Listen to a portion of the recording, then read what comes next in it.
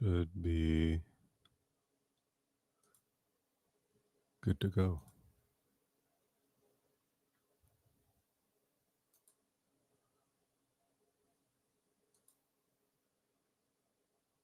There we go.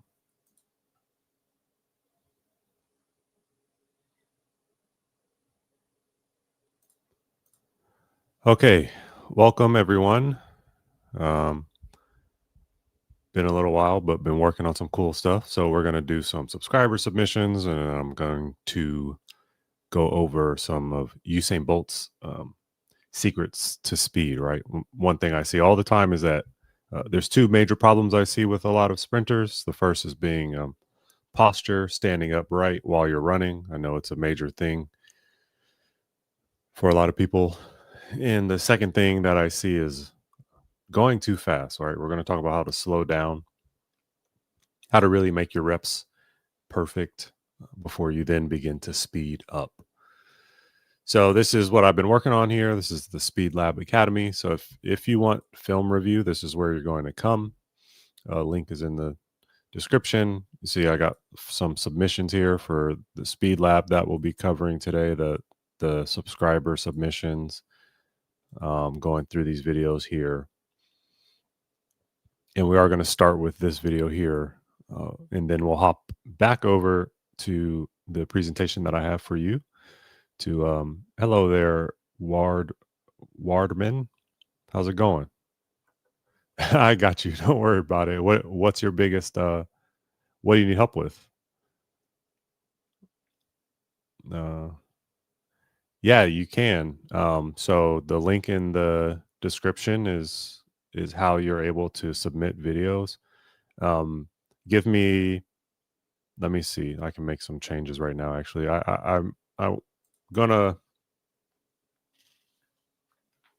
one second. So figure 4. I see. So what I'm going to talk about today will be quite important for you. With your can't hit figure 4 and you have scoliosis like Bolt for the right side, we're going over how Bolt fixed his form when he started working with his coach, Glenn Mills. So I think it will be very useful for you. And let me see.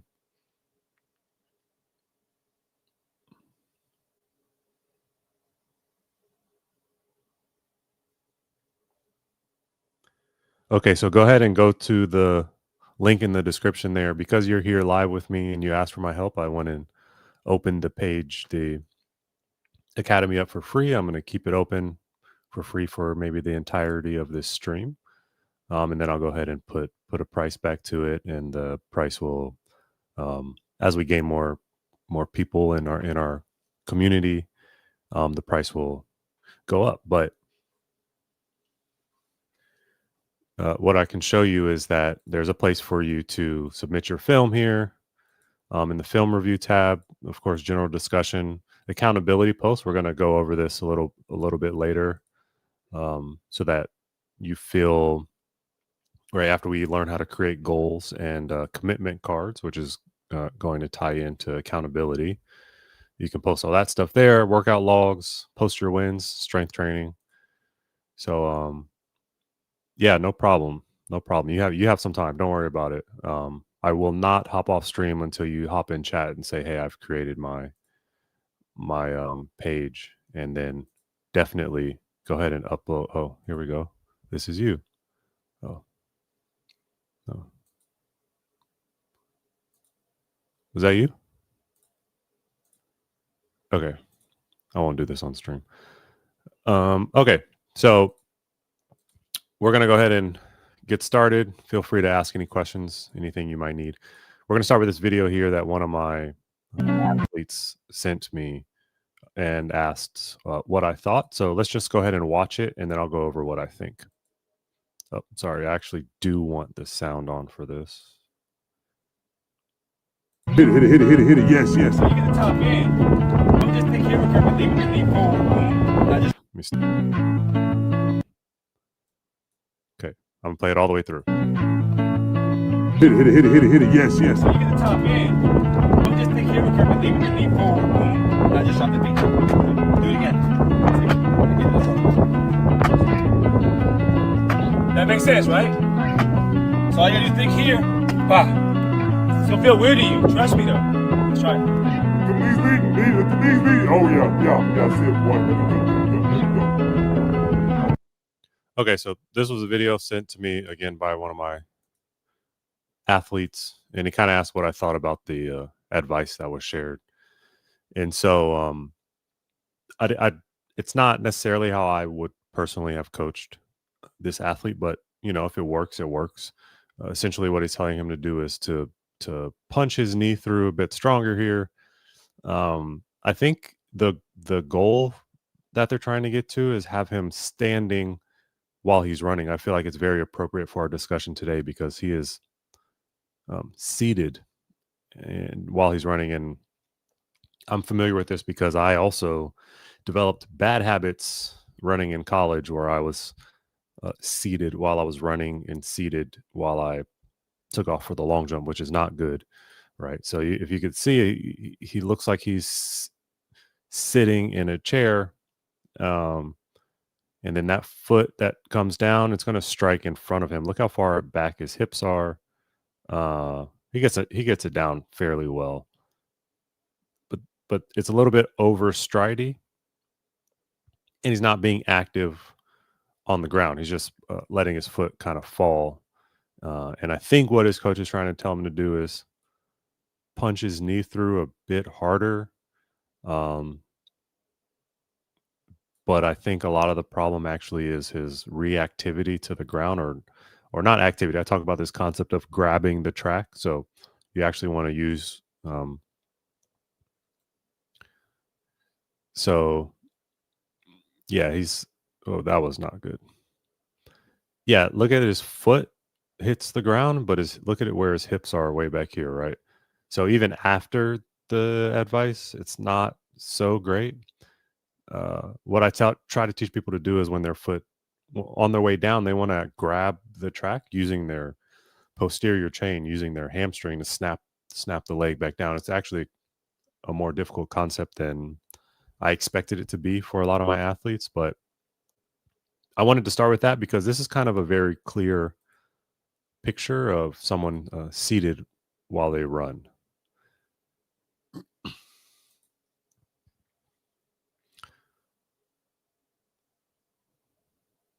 Okay.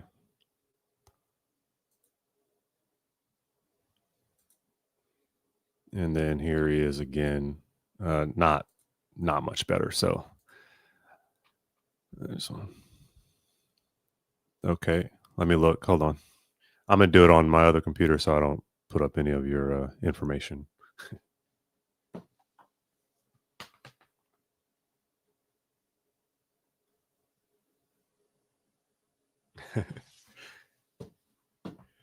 Okay, don't worry about it. I see it. We'll get to it right now, actually. So since you're here, just in case you have to go at any point. Okay, so it says, I suck. I never done track before. My 100-meter PR is 12.8, 12.28. That's not bad. And in the other run, I cut it because I tripped and very embarrassing. Okay, yeah, no problem. So thank you for this. Let's go over it right now if you're down, okay? Let's see. So I'm going to watch it all the way through. Bye. Hey. You have a coach with you? Is this a parent, a coach that you're with? I'm going to watch it all the way through and see what I think. Pronto. Vai. Boa.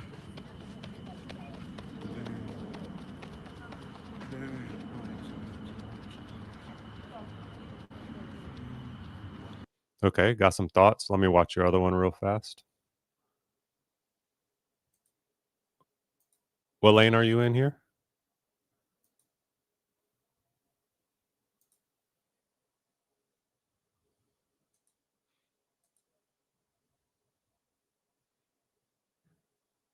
Oh, I see. That's you in the green. Okay, let me watch again.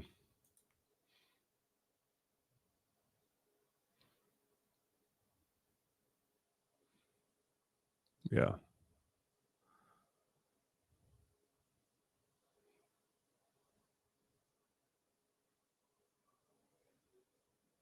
And then the 200.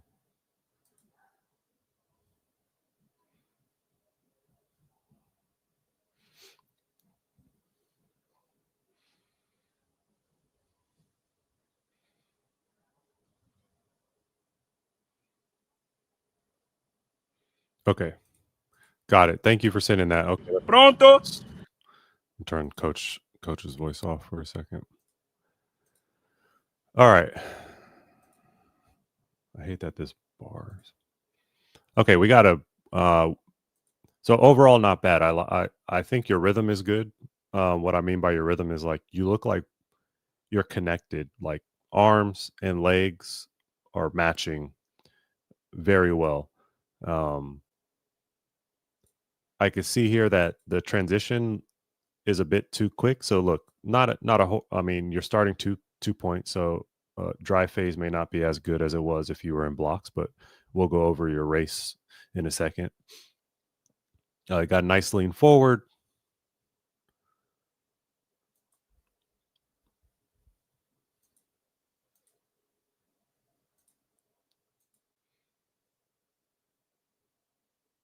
Overall, not bad. The transition needs some work, and what I mean is that look how fast you pop up from your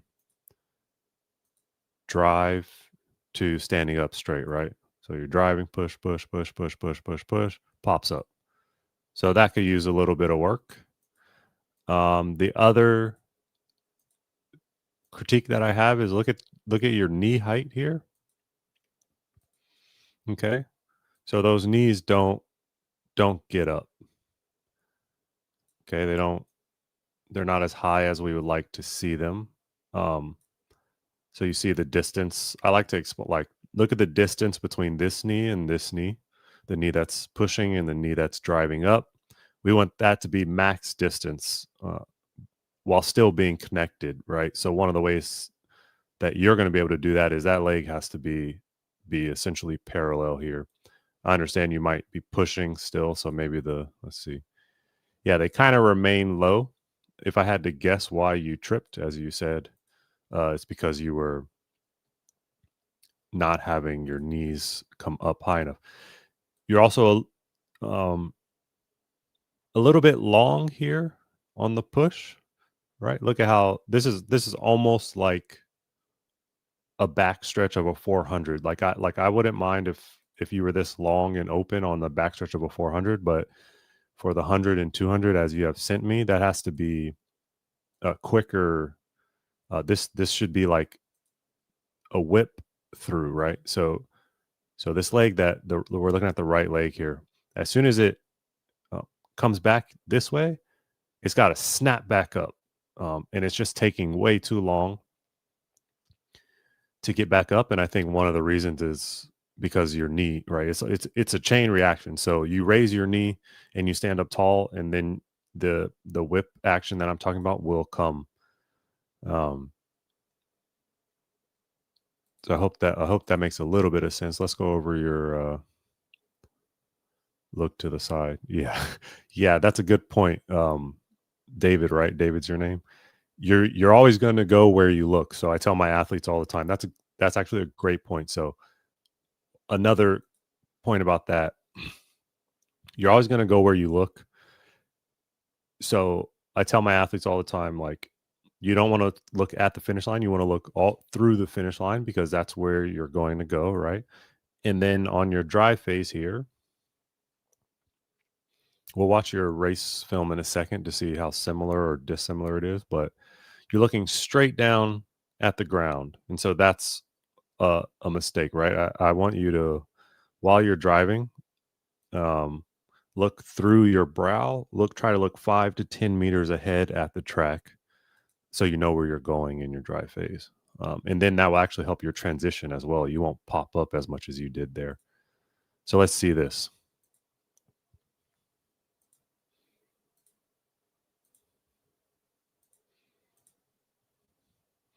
Okay, so same comments here.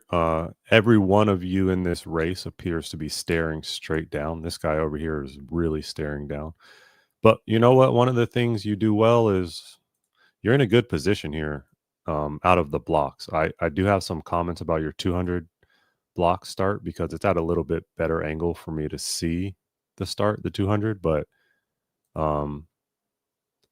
if your chin is not relaxed here, it needs to be relaxed to the chest.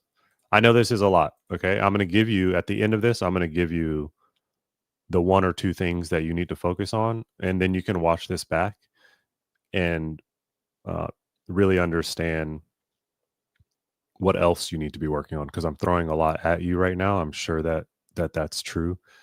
And, but if you keep coming back and keep dropping videos, I'll continue to help you now that you're in the Speed Academy, right? So those hips are a little bit high. Again, we'll go over this in your 200 video that I saw, but overall, not bad, not a bad start, right? What you do well is you get good.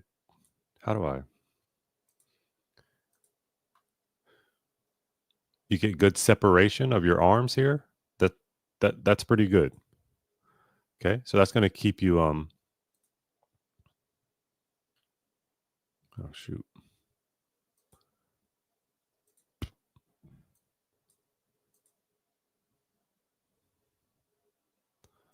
You definitely get into your cycles a bit fast. The dry phase needs work.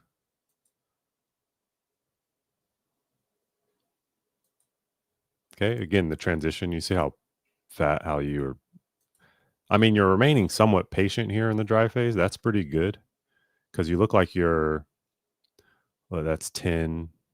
That might be 20, you look like you're about 30 meters down the track before you pop up. Maybe, 25 or so. That's pretty good.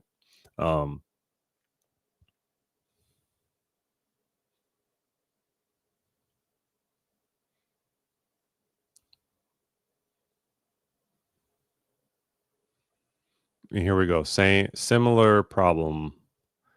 Like, look at how your leg is never really gets full. So you push off really well, but look at the leg that's striking the ground. It's going to stay. It doesn't cycle underneath your hips, right? It's like, look at your foot planted on the ground. Look at this bent leg that you have, meaning that your hips are kind of back here. Your weight's at your heels. And if my weight's at my heels, that means I'm going to be slowing down, not speeding up. Are you a better 100 runner or 200 runner? I have a guess, but I want to hear what you say because I think I know well, you sent me 100. You said 12:28. What's your 200 time? Yeah, my guess would have been 200 as well. You have a nice stride. Oftentimes, people with strides like yours, they struggle in the beginning of the race because, like, you have a long stride, you have an open stride, and the beginning of the race is typically where the shorter stride people, the quicker turnover people, they begin to win. So we're going to need to work a little bit on some turnover work as well for you. Obviously on top of your block work.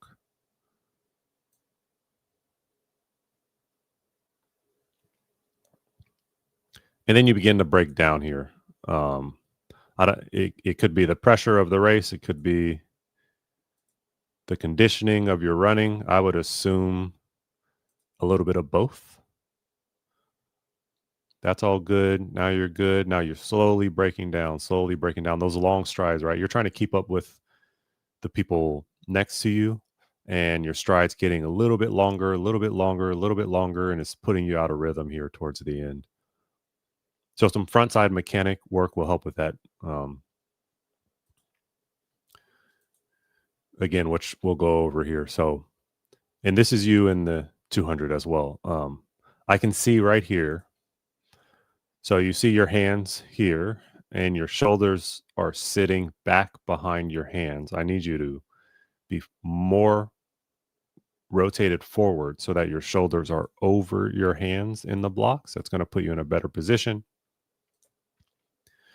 You kind of are forced to do it here when you come to set, but still not quite as forward as I'd like you to be. Now, the hips are a little bit high. I think this back pedal is great, about 45. I think the front pedal here, when I say about 45, I mean your shins are going to dictate the angle at which you come out of the blocks. So this shin is at 45 degrees. That's pretty good. But this one here is a bit higher than 45 degrees. So when you come out of the blocks, your angle out of the blocks will be higher than 45 degrees, which means that you'll pop up sooner than you should. So let's see if that's true. And sitting back, you're sitting back in the blocks.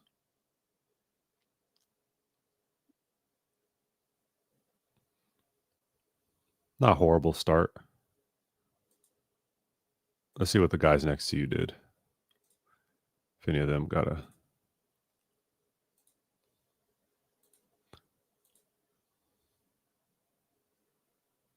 You have a good reaction time, but you pop up pretty early here. You still want to be driving on, like, look at this guy over here is driving. He's kind of driving, but not really over there.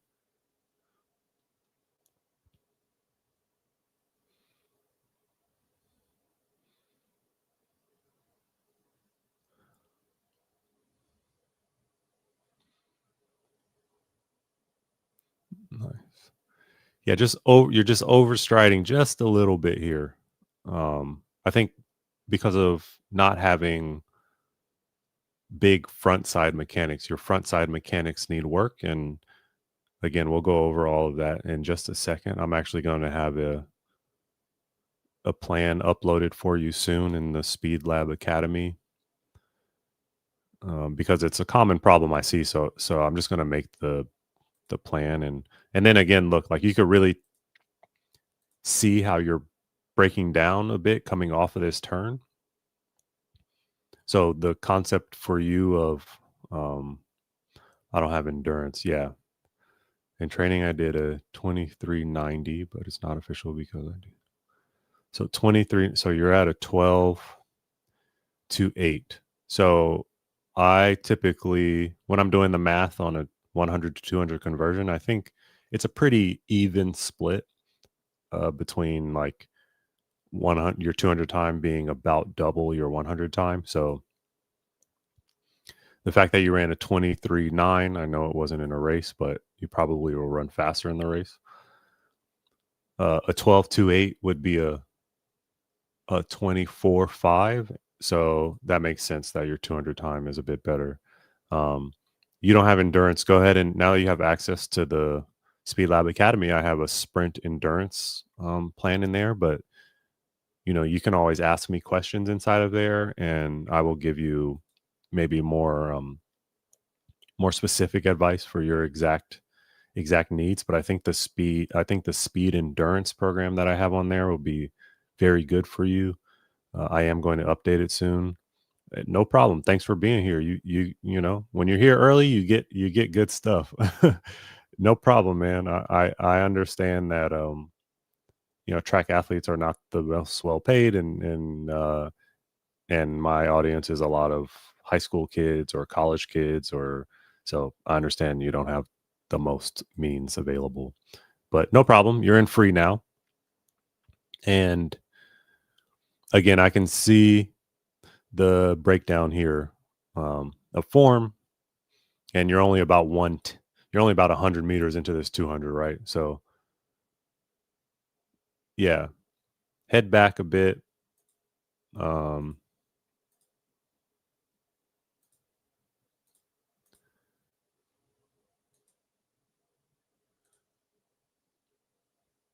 Okay, so for you, David, I would suggest slowing down on your drills.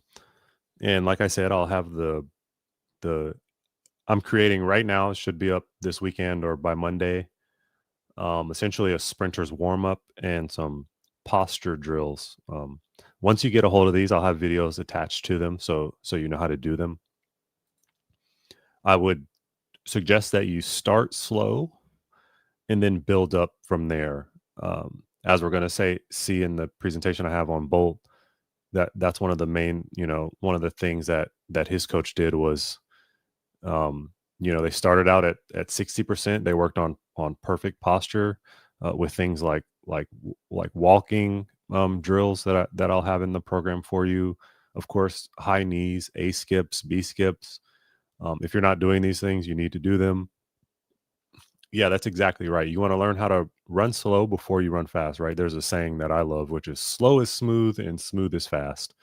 Um, and then Coach Glenn Mills, who is Usain's Bolt's coach, says slow down to speed up. And again, we're going over that in just a second, but I would have you do these drills that again I'm going to put in the Speed Lab Academy for you, and for anyone else interested. Things like high knees, A skips, B skips, walking A's, um, straight leg bounds, these kind of things. And what I want you to work on while you're going slow, I want is to form from the ground. I want you to be as tall as you can be, where you like are picturing um, your head plugging up into the sky. I want you to stay stacked. And then also while you're doing these drills, I mentioned the high knees, the A skips, the B skips, and walking A's, because it's going to be really focused on the front side mechanics, as I mentioned, which again I see is one of your big problems here, or is front side mechanics.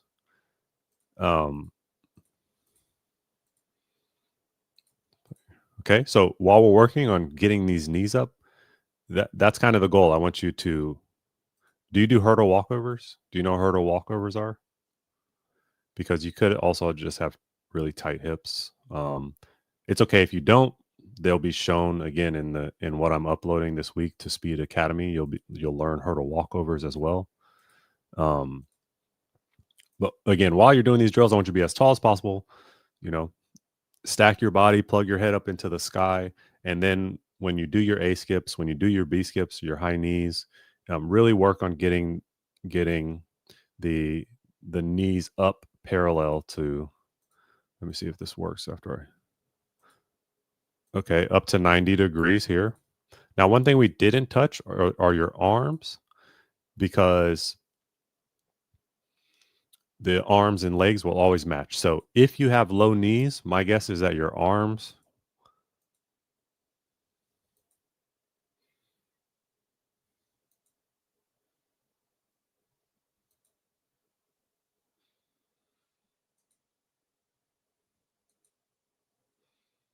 Yeah, look at that thigh there. That's barely comes up. Your arms actually don't look horrible. Yeah, I think you just need to do the drills that I'm going to show you, and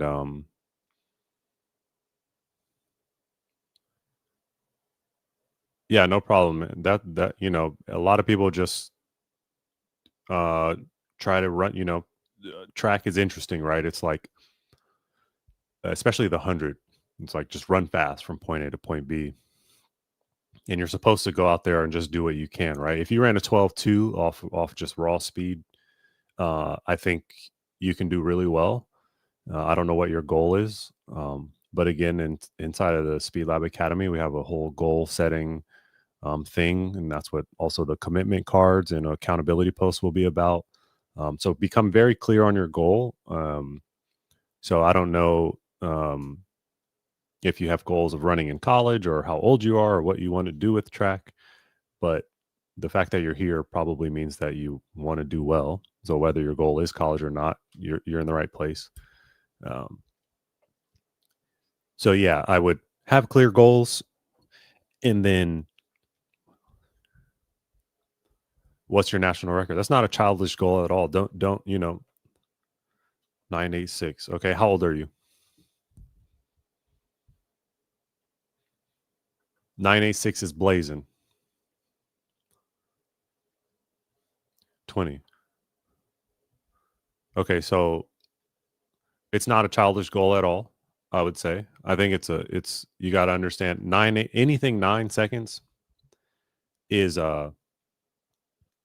it's going to be a journey, and it's going to take years, right? So again, I don't think that's childish at all. But yeah, you're going to have to really put the time in and patience to get there, if that's your goal.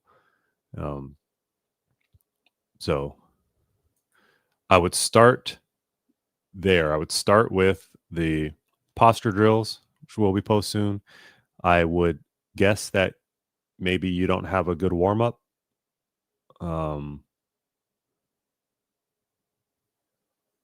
Yep, I agree.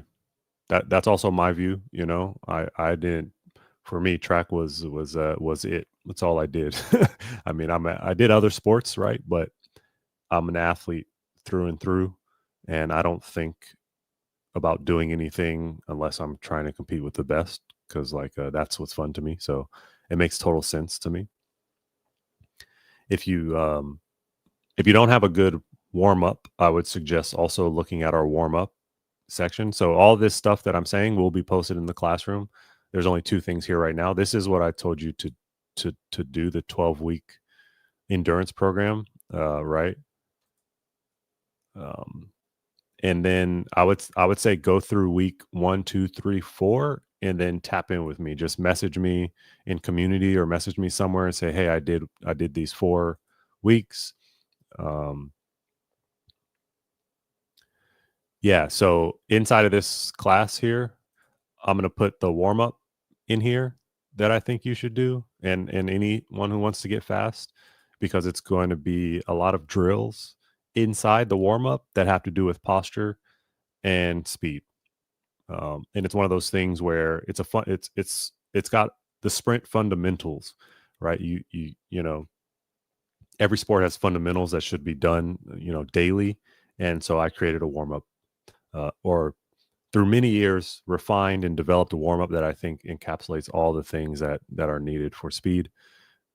And it's exactly as it sounds. It's a warm up, so you shouldn't feel like you have to go so hard in the warm up. It's a chance to get warm and a chance to practice all your fundamentals. That will be up there along with the drills that I told you to do and examples of how to do them. So that's 3 things. I would get familiar with the warm up that I'm going to post, and I would do the speed endurance course that I have week 1 through 4, and then come check back in with me. And along the way, I would share all the the posture course that I will put up as well. I filmed them all. I'm editing them now. So I would do those 3 things for you, David. And I would share film, especially when you do the posture workout, and share them with me so that I can help you navigate how to do all this. And if your coach knows how to incorporate some of this, you can feel free to collaborate with him. If you think it's above his skill level, then that's understandable as well.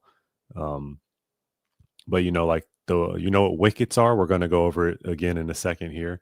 You need to do wickets as well, but stick to the first 3 things I told you about, and then we can go over like wickets and stuff like that later, so that you can learn how to have better posture, and front side mechanics is big for you. Okay. So stick around, keep asking me any questions if you have them. Thanks for sharing. Thanks for signing up here. And we have other members in here who are also on similar journey, so feel free to also ask them questions. Okay, so David was a great example and a great segue into. Got a little ahead of myself there. The secrets to Usain Bolt's speed. This is a Glenn Mills blueprint, and Glenn Mills is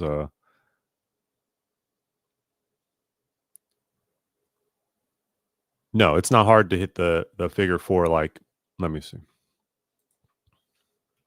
For those that don't know, what David is just talking about is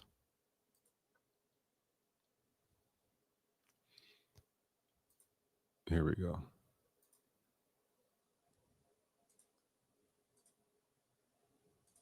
Is this figure 4 here. Now, this is something that's shared by the Sprinters Project. Is that his name? Sprint Project, who I really like a lot of his stuff. You can see multiple examples of the figure 4 here.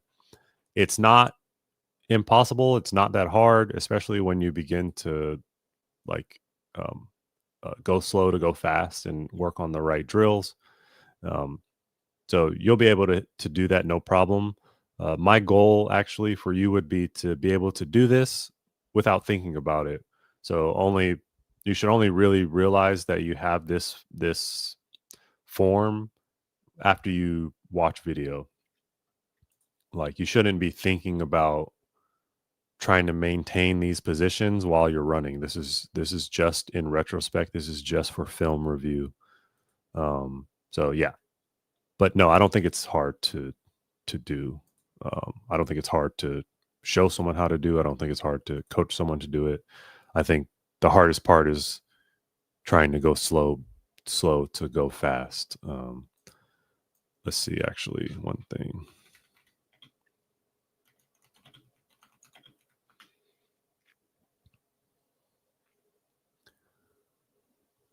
I tried to find some Usain Bolt figure 4, but that's okay. I don't know. I really enjoy the sprint project. I don't know many coaches that would deny that it's not helpful to be in that position. I also don't know many coaches that coach it to be a conscious thing. And I'm sure if sprint project could speak for himself, he'd say that it should happen as a result of being in the right position while sprinting. So yeah, we can get you there. Don't worry about it. Again, you'll appreciate and enjoy the drills that I'm going to show you soon. Okay.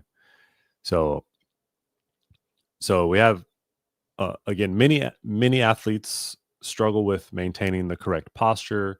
They also find that as soon as they begin to sprint, a lot of the technique that they worked on goes out of the window. And the two things are linked. It's usually your posture breaks down and your technique goes out of the window same time. And it's because you're trying to hit max speed too soon into your training, and you most likely haven't properly trained correct posture. And one of what I mean is, right, you want good posture, you want precise reps. So you want majority, 90% of your reps to be as perfect as they can be. And once you're not able to maintain that high percentage of quality, you should back off of that workout completely. And you want smart spacing. You want to give your body time to recognize and understand and develop to the changes that you're making. So doing speed work 5 times a week is actually not such a good thing. So these are all philosophies that Glenn Mills shared with Usain Bolt to take him from a great runner to the best runner in the history of humans. So this is a documentary that I absolutely love on YouTube. I watched so many times. We're just going to watch a little bit of it here with you. About understanding the deficiencies in his body so that he can maintain the correct. Okay, so that's Usain Bolt's coach Glenn Mills. You see the importance of not only coach but community. He had his friend there, all with the mission of helping him become faster, right? So again, I said for Usain Bolt, Coach Mills has been very vocal about slowing him down to then speed him up. So the hidden reason why your speed training might be falling, most athletes try to force speed with effort, tension, and overcorrection. And I was one of them 100%. And I wish I could go back and re-implement some of these concepts. Glenn Mills taught Bolt how to slow down and feel rhythm, posture, and flow. That's very, very huge stuff. We saw in David's video, I said he had good rhythm, he had good flow, needs to work on posture, needs to slow down a bit. Going slow gives the brain time to build coordination and confidence. Now this is a big piece of the puzzle because the brain is actually going to form grooves and link, the correct posture to something good, to a repeatable motion. Once it forms the grooves, you have to do the motion over and over and over. The synapses and the neurons make connections, and so then your brain will be able to recreate that experience, but then recreate it 5% faster than you went last week. And then the next week you'll be able to go 5% faster and faster, and those grooves in the brain become deeper, deeper, deeper, so that when you're my age and you haven't sprinted in a while, when you go to sprint, everything happens automatically. Speed is earned through patience, rest, and repetition, not panic and pressure.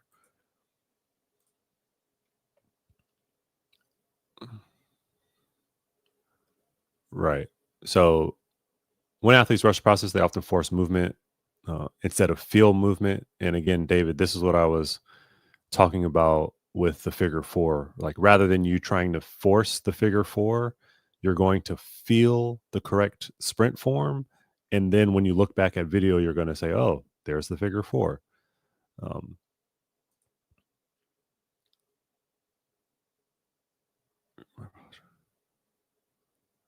yeah. Yeah, David, go ahead and like when you seem to enjoy recording stuff, so record as much as you can and share it, and I'll help you as much as I can. Pushing too hard too soon overwhelms the nervous system. Instead of confidence, you build hesitation. You can't, right? If you can't do correct high knees at 75%, you're not going to be able to do them at 100%. Overthinking replaces instinct, and instinct is where speed lives. This part right here, right? So you have different modes that your brain operate in, and essentially when you overthink, you operate 20 times slower than when you are just operating in flow. Not 20 times like velocity, 20 times like your body processing and sending signals to your extremities. Again, the brain needs to rest to grow. So neural growth happens in gaps. Just think about it like you are studying for something and then you go to sleep and then you wake up and then you know the material much easier. Or think about weight training. You're in the weight room and the time that you get bigger is not when you're lifting, it's actually when you're resting.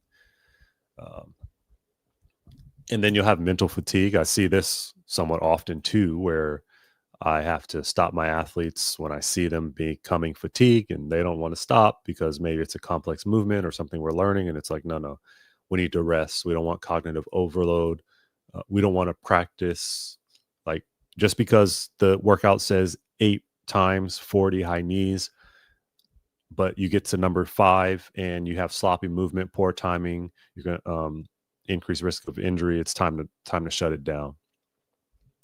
And this is a big conflict, actually, believe it or not, between sports, like the amount of rest that you need or not. And sprinting is neural heavy and CNS, central nervous system heavy. So that means you need more rest time, right? Bolt's brilliance wasn't just how he trained. It's how his coach structured downtime. More is not better. So Usain Bolt's story, he had raw talent. He was a world class since he was youth, but he was inconsistent due to his posture under pressure. So he didn't have enough reps of correct posture at slow enough speeds with progression to faster speeds. So with Glenn Mills, he learned to rebuild his technique. Hips lead the movement, tall posture. So we're going back to David here, where the hips are not leading the movement. The hips are sitting back. Okay. Oh, I didn't show that. All right, whatever. Frontside mechanics and relaxation. There you go. This is a bit more in depth, something that a coach can program for you. 72 hours between true max velocity days.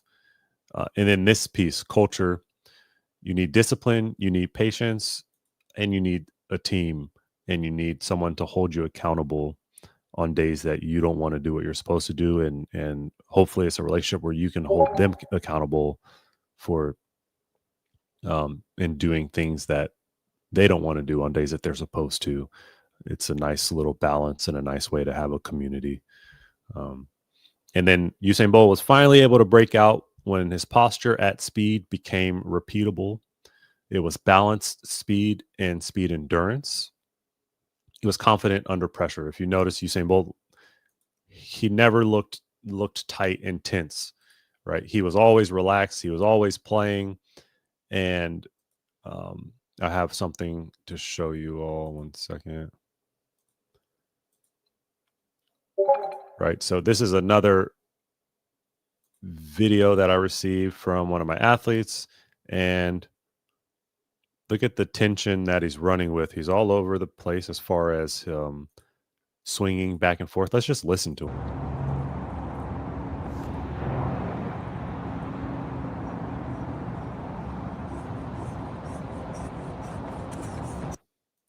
I don't know if you can hear him breathing in this erratic behavior, but this is what we mean when we say slow is smooth, smooth is fast. You need to practice slow. You need to practice relaxed. And so this athlete of mine sent me this video, and that was my critique: is we need to do. And then this is also why his form is breaking down, is he's trying to haul ass right here, right? And then his form all of a sudden goes out of the window, head movement, arms wide. And so my critique and advice to him was we need to slow down in order to go fast. So posture, rhythm, speed. This is one of my favorite videos, like of all time. Coach say shoulders down. That means like don't rock back, right? Shoulders down, forward. Look how he's just floating. Look how tall he is for us. But one of the main rules is don't yak on the track. But if you're Usain Bolt, you can yak wherever the hell you want. Yes, David, please send. Okay, so speed isn't discovered. It's developed step by step through observation. Glenn Mills was able to watch Usain Bolt's raw talent and didn't intervene. He didn't try to change him into a runner that he was not. Built a foundation, right? Trained mostly at 80% intensity, learning relaxation and posture. This is very important. And this is also why it's important to start your journey early rather than coming with 4 weeks left in the season, as I see so many people do. And so many people hire me and ask, hey, can you help? And then there's 3 weeks left in the season. And it's like, yeah, I mean, I can help you, but nothing that meaningful. Then, the challenge for Bolt was that he wanted to go faster, right? Running 80% is fun, but I want to be the fastest man to ever live. But needed to learn patience and trust. So this is a one that I also had to learn with my guru, my coach John Harvey, was learning to trust him and his programming. And a lot of the things I'm teaching you all are, 95% of what I'm teaching you is based off of this coach's philosophy, Coach Harvey. And so once I learned to trust him, it was over. Like I exploded in jumps and sprints. Months passed before they increased intensity, but it worked. They were just working on relaxation. Like the relaxation that you see Usain Bolt run with was learned. It was drilled. It was a habit he developed day after day after day after day. And then the breakthroughs come. So again, the big idea, hip-led posture. You want to stack your head, torso, pelvis. This is and front side mechanics are huge. Again, this is what we're talking about with David. Relax to go fast. Sprinting is a relationship between expansion and contraction of muscles, right? Certain muscles need to be expanded at certain times. Other ones need to be contracted at certain times. The more relaxed you are, the bigger the expansion can be, the more ground you cover. That doesn't mean don't try, though, right? It's something that is a fine balance. And for Usain Bolt, who's 6'5", if he learned how to expand and contract his muscles properly, I mean, there's no one that can cover ground like him. So, his biggest hurdle was just having the turnover that other runners had. Tall hips lead to striking the ground with stiffness, right? Also a long lever. This is about physics now. The taller you are, the longer your lever, the more force you're able to put into the ground. Stronger ground reaction force. longer effective stride without overreaching. And this is a little bit of what I saw for you, David, was a little bit of overreach because your posture was not correct. Then a relaxed shoulders face, because if you tighten your shoulders and face, then everything else becomes tight, hands along with it. Fast turnover without extra tension, front side swings under hips, no braking, shorter braking, better acceleration. So Coach Glenn has these coaching cues: grow through the crown, zip the ribs, big front side, quiet backside. David, for you, it was big backside, quiet front side, strong jaw, loose hands. So some more sprinting videos, I think, because we're going a little bit longer. So again, slow is smooth, smooth is fast.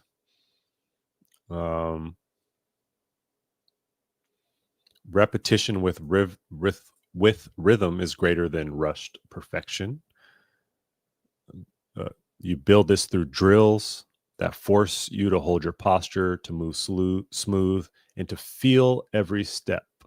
You want it to like when you do things correctly, you no longer are thinking about it, but you can feel it.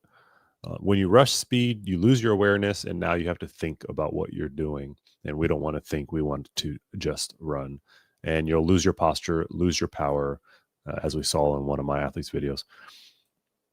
So first, you build awareness through slow, meticulous, clean movements. Then you build rhythm. Then you're able to build the freedom to go sprint. When you rush speed, you overthink. We discussed this. Speed is a subconscious skill. That means you don't want to actively be thinking about running fast. You want to feel it. Overthinking causes stiffness, loss of posture, hesitation, poor rhythm. So this is another important video and another segue here to this Speed Lab Academy community that we have, which is that teammates, right? It's a huge thing. Whether they're on the track with you or they're holding you accountable to doing your core work and your stretching, teammates are extremely important. Whether they're faster than you, you can be their rabbit, or they're slower than you, they can be your rabbit. You see Usain Bolt here training with Johan Blake, another Jamaican sprinter. And I forget this. Is that Warren? I forget his name, but another excellent sprinter. They're all training with Glenn Mills. We're going to watch them do some starts together. And you got to understand that. Oh, the stream went down. It's back. All right.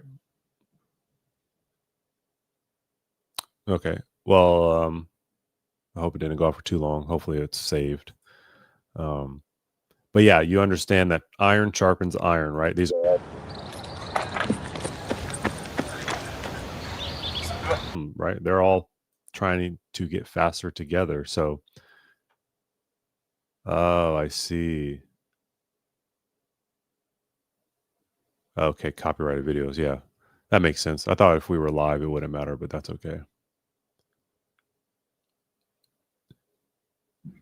Okay. Thank you for letting me know that. I am going to turn this into a edited video. What I'll do is post these videos in the chat so you can watch them. Okay, so then that's the plug to the Speed Lab. Yeah, I'll post them. I'll remove them, re-upload the stream, and then post those videos in the comments so you can watch them. Speed takes time to program in the body and in the brain. The nervous system is like a software. It's a software that you have to program. So Glenn Mills knew the key wasn't just more drills or more sprinting. It was doing the right drills at the right time, at the right speed, with the right feeling. That's why he slowed Bolt down.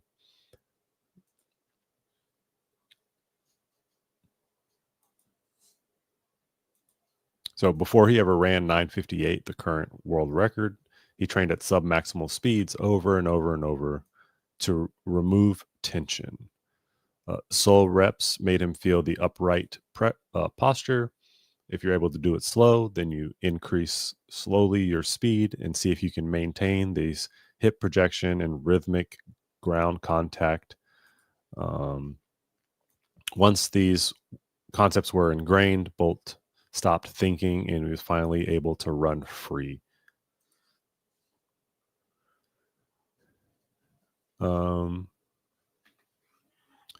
So one of the keys here is that you want to warm up that encodes posture.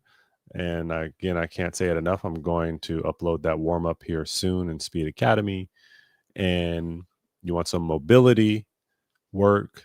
You want ankle work, ACE series, wall drills, all stuff that it's in the program that I've created. Again, wicket runs, as I was telling David, is one of the anchor drills. So it's about having mini hurdles spaced out. I think I have a diagram of it. Right. These are wickets. So you want them spaced appropriately, and you want to be tall over them, and you want to step down, avoid overreaching. So then you can do this by tightening the space between the wickets. Head bobbing, keep your eyes on the goal, eyes on the horizon, eyes at the finish line, past the finish line, and go slow, right? Keep the entry slow. Foot under hips is the focus here with high knees. You want to avoid striking the hill. This is only going to happen if you step down over the wickets here. You want to avoid hip drop. So this is me.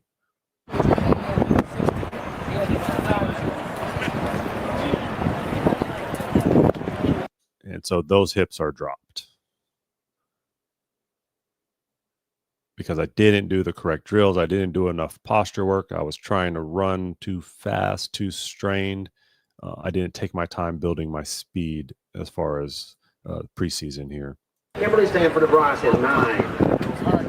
So those are decent jumps, but could have been much better. And then I have this video, tight shoulder. So this is Alexander Huberman, who I respect a ton. He's learning how to sprint. Look at his shoulders, up near his ears, out wide, tight. The other thing with Josh, he just needs more reps at slower speeds with the correct form. So this is about Glenn Mills' framework for true max speed. If you want to work on acceleration, max speed is 3 to 7 seconds. If you want to work on speed endurance, it's 15. Special endurance, 40. Again, I have this all programmed. We went over wickets a little bit. So these are something that I really love as well. This is one of my clients, Dave. These are called fly-ins. So you want to be relaxed, elbows back, bounce off the ground. So what Dave is going to do here is he's going to run into a certain point or just high knee in, keeping good form. And then once he gets to a certain point, he's going to put his hands on hips and try to maintain. And again, Dave is someone who needed some posture work. He needed some frontside mechanic work. He was able to reach one of his best times recently. And so that's a drill that he and I did together, working on posture, working on slowing down. And this is a new one, but it's one of Glenn Mills' drills that he does, which is a 2-cone tall check. Running tall and yelling tall at each cone. I wonder if I'm still up or not. Okay, so practice template.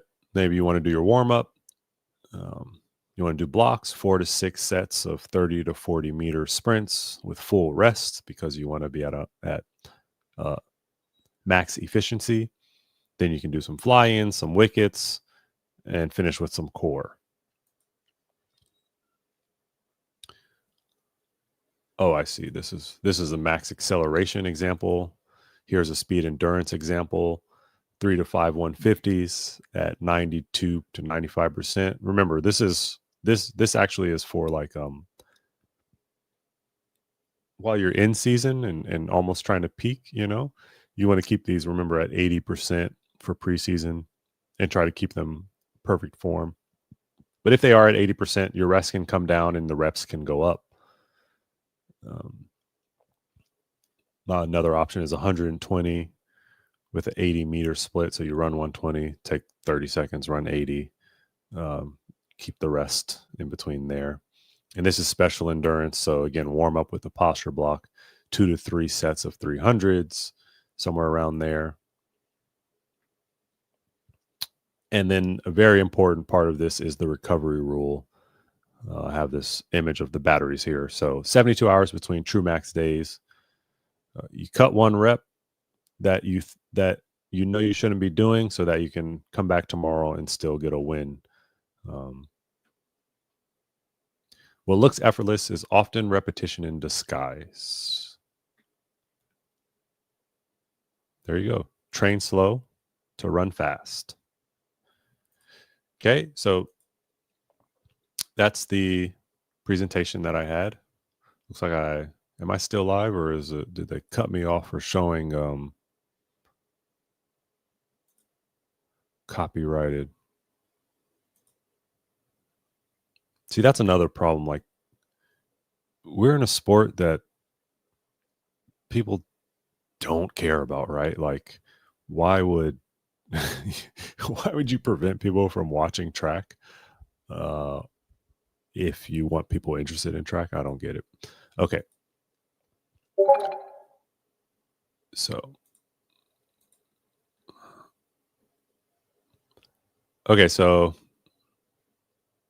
one more client video, athlete video. So this is my athlete and his training partner, who I believe is now in Speed Lab Academy. I think they're running 40s. This is a programmed workout that I have for them. Let's see how this goes.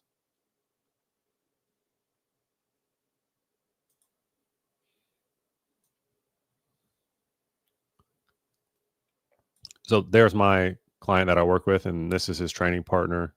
Again, you can see the training partner got a great start. I'm looking forward to meeting him and working with him as well. Pops up a bit early. He does look like he has some wheels behind him. But again, look at the striking of the ground. Look at his foot hit the ground. Look at the position of his hips. Right? My athlete's a little bit better here. But still, foot hits the ground, hips way back here. Oh, that might have been 60. That looked further than.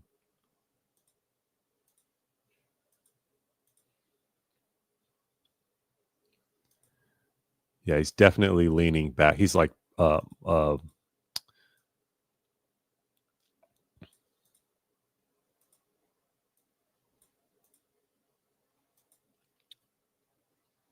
leaning back here.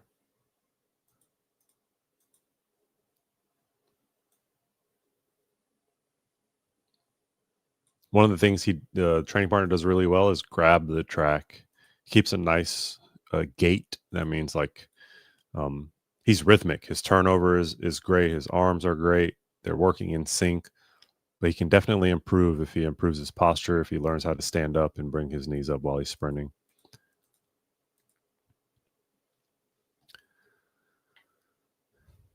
Is that all I have for you?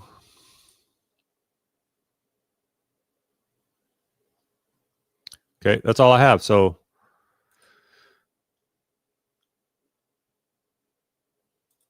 yeah, I'll do this. All right. Well, thanks for tuning in. Shout out to David for showing up and joining the Speed Lab community, the Speed Lab Academy. I look forward to doing more of these and having to review people's film and sharing techniques that I'm learning. So I hope you enjoy it as much as I did. I will catch you next time. I'm going to try to get on Sunday. If not, definitely be here Friday. So next Friday will I definitely be here next Friday? Let me see. Yes. Oh, next Friday's Halloween. We'll have a nice spooky stream. Okay. See you then. Thanks for tuning in. Peace.